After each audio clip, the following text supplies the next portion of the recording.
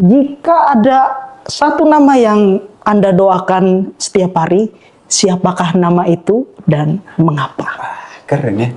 Ada satu nama yang saya cukup spesial di hati saya, yaitu nama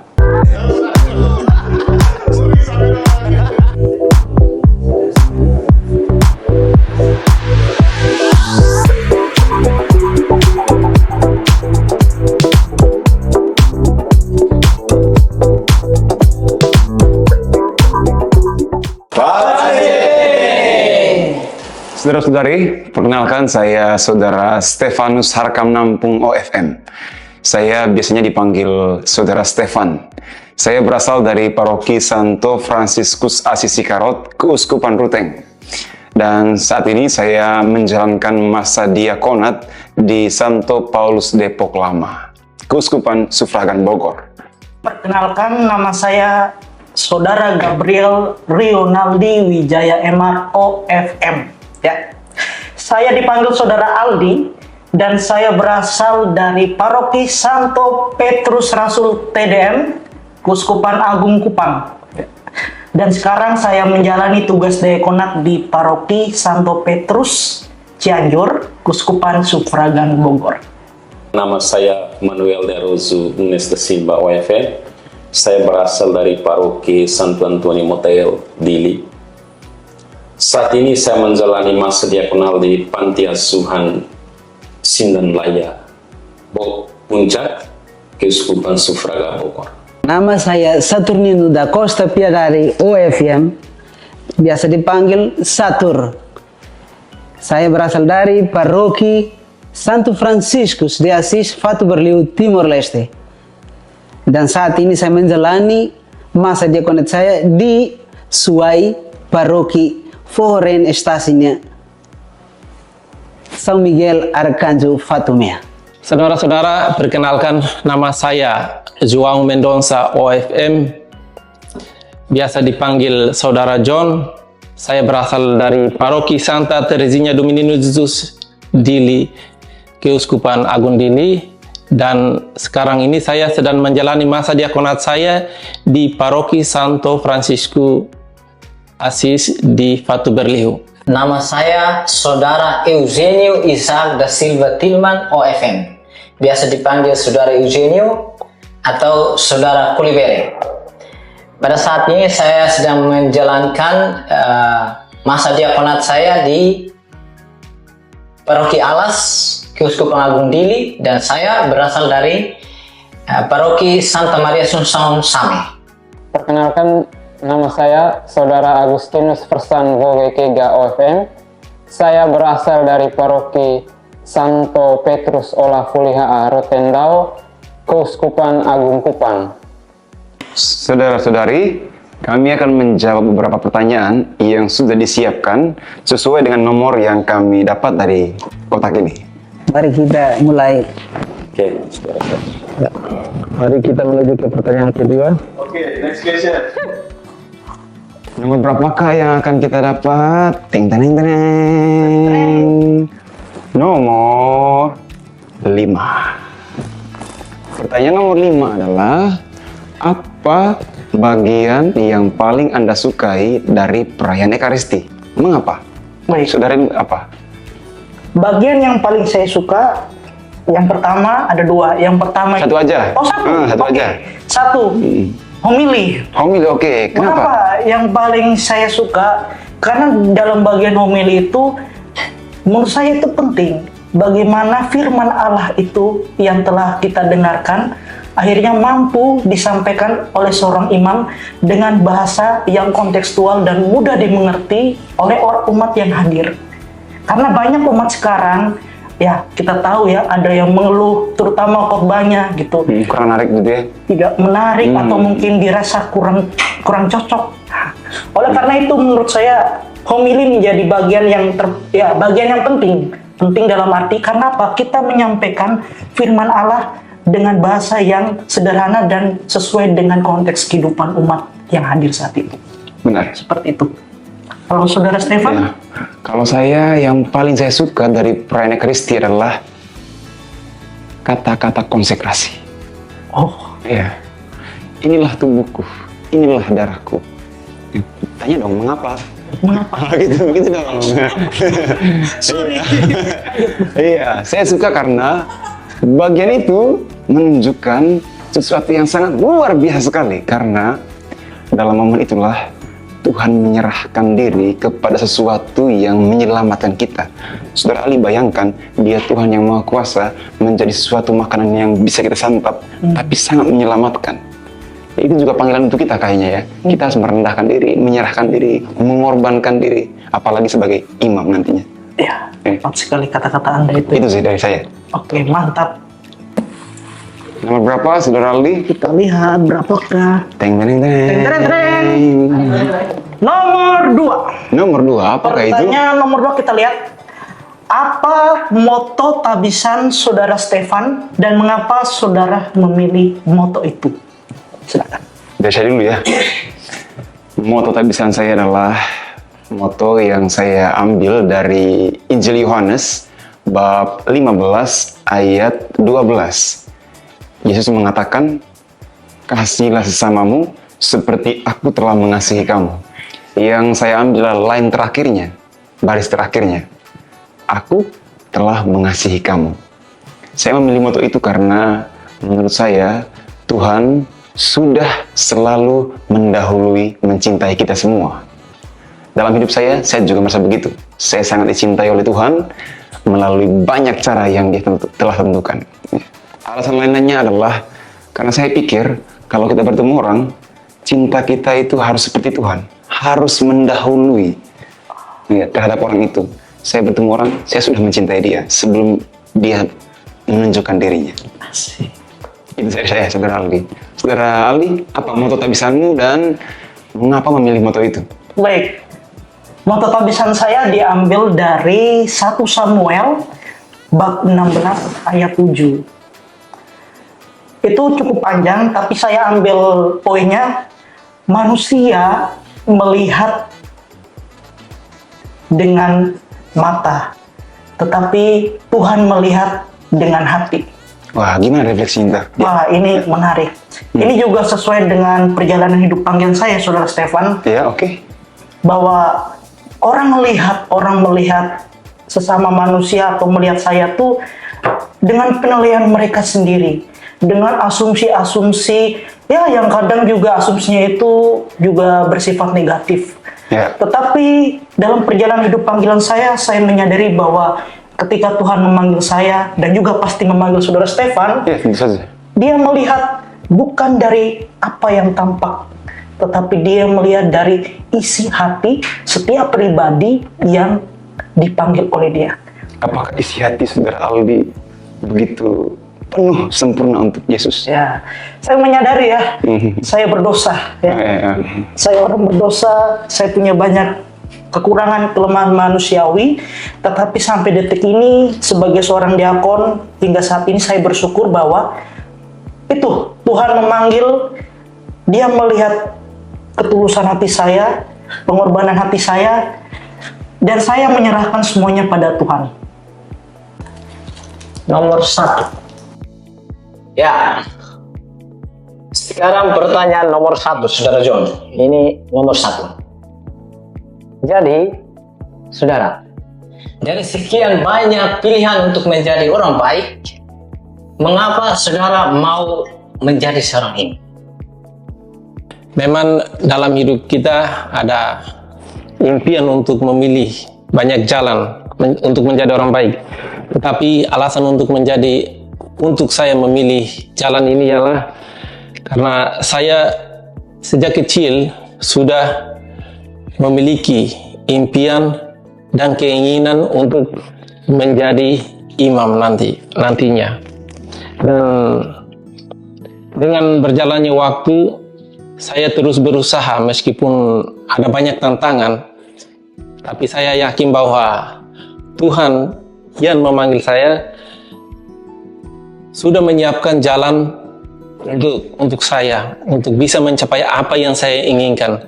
Dan itulah alasan bagi saya untuk bisa memilih menjadi imam. Terima kasih. Dan kepada saudara sendiri, bagaimana? Kalau untuk saya, Saudara John, mengapa saya memilih menjadi imam dari hidup-hidup lain yang termasuk baik juga ditawarkan oleh dunia. Ini berawal dari waktu SMA. Saya lihat seorang imam yang berkhotbah bagus, dan itu saya seringkan waktu novis dengan saudara-saudara, dan itu yang membuat saya tertarik untuk menjadi. Awalnya kalau ditanya saya ingin jadi polisi, tapi dalam proses panggilan ini saya menemukan bahwa mungkin Tuhan mau memanggil saya melalui cara bagaimana melihat orang berkhotbah.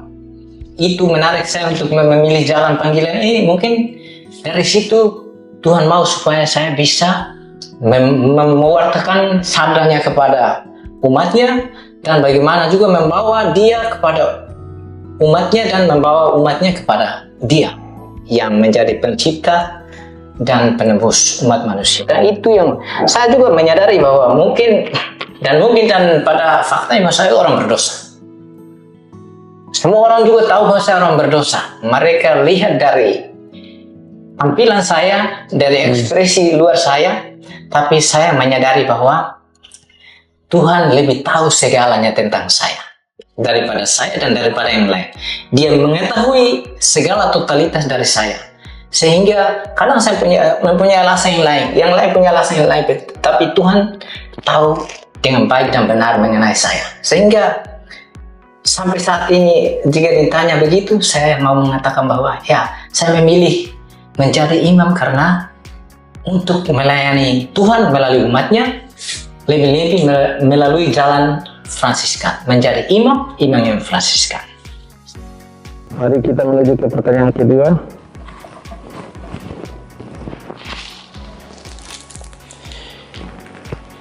Kita mendapatkan nomor 7. Baik, pertanyaan untuk nomor 7 ialah, jika Anda harus merelakan atau mengikhlaskan pengalaman masa lalu, pengalaman apakah itu? Saudara Jenny, coba ceritakan. Ya, kalau bertanya soal pengalaman masa lalu yang mesti saya ikhlaskan, saya mungkin ini cerita yang berhubungan dengan proses perkembangan saya. Yang pengalaman yang harus saya ikhlaskan itu orang tua. Mungkin karena berdasarkan relasi. Karena sejak kecil saya ditinggalkan oleh bapak, setelah itu pada SMA kelas 2 ditinggalkan lagi oleh ibu, sehingga ketika kalau melihat orang lain yang mengucapkan ulang tahun kayak ibu atau bapak, saya sudah merasa coba kalau mereka masih ada. Dan itu dengan pikiran begitu saya menyadari bahwa saya sedang tergantung kepada mereka. Tapi dengan pertanyaan-pertanyaan seperti ini menginspirasi atau memotivasi saya agar saya menyadari bahwa saya harus mengikhlaskan. Memang berat kalau tidak mempunyai orang tua, ditinggalkan orang tua, tapi ya dengan percaya kepada Tuhan ya harus, dan dengan panggilan ini saya harus mengikhlaskan. Itu yang dari saya, yang diikhlaskan itu relasi dengan orang tua, bapak dan mama. Terima kasih. Baik, terima kasih. Kalau bagi saya, mungkin sama seperti saudara Jenny, Bagaimana? yang harus merelakan atau harus mengikhlaskan pada masa lalu saya itu juga orang tua, karena sejak kecil saya selalu hidup dan tinggal bersama keluarga, dan terlebih-lebih dengan bapak dan mama dan juga saudara-saudara, tapi yang lebih dekat itu dengan mama papa. Tapi setelah besar dan mulai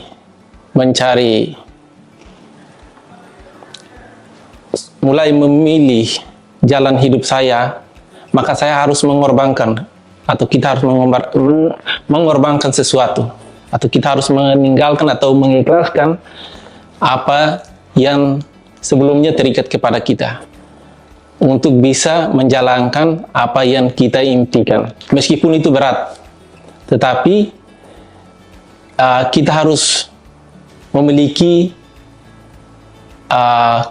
kekuatan atau keberanian untuk bisa mengikhlaskannya meskipun itu berat, tapi itulah hidup. Nomor 3. Pertanyaan nomor 3. Siapakah orang kudus favorit Anda, Saudara Satur, dan mengapa? Orang kudus favorit saya adalah Santa Maria Goretti. Salah satu santa perawan yang simpel. Mengapa saya memilih dia? Karena dia salah satu anak atau muda yang kecil belum tahu siapa itu Kristus bagi dia. Saat dia ditombak atau ditusuk, hanya dijawab untuk hidupnya dia itu, Ave Maria, Kristus adalah hidupku. Itu yang menginspirasi saya. Bagi saudara Elong, Tentu bagi saya, Santo Fransiskus, Bapak kita sendiri, dia yang menjadi inspirasi bagi saya. Dan saat ini Bapak Fransiskus menjadi inspirasi bagi dunia untuk kita tahu bahwa dunia yang semakin hidup dalam kepanasan dan perubahan iklim. Santo Fransiskus menawarkan bagaimana bersahabat dengan alam, bagaimana hidup bersama, persaudaraan dengan sesama dan semuanya. Saya kira inspirasi ini dunia kembali akan menemukannya dalam Santo Fransiskus. Nomor 4. Apa hobi Anda? wih, saudara bagus. Hobi saya banyak sekali. Tapi Apa itu saja? main futsal, main gitar, dan menyanyi juga. Terima kasih, itu hobi saya. Kalau saudara sendiri? Kalau hobi saya nonton dan jalan-jalan.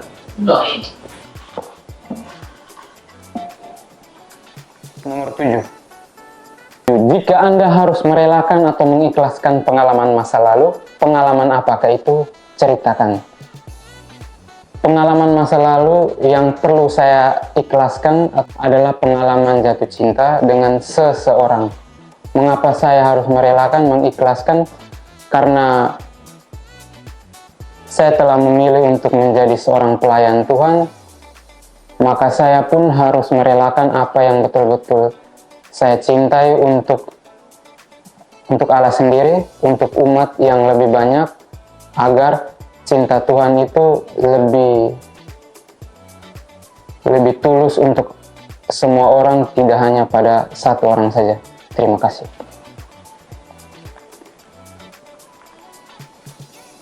Nomor 2. Apa moto tabisan Anda dan mengapa memilih moto ini?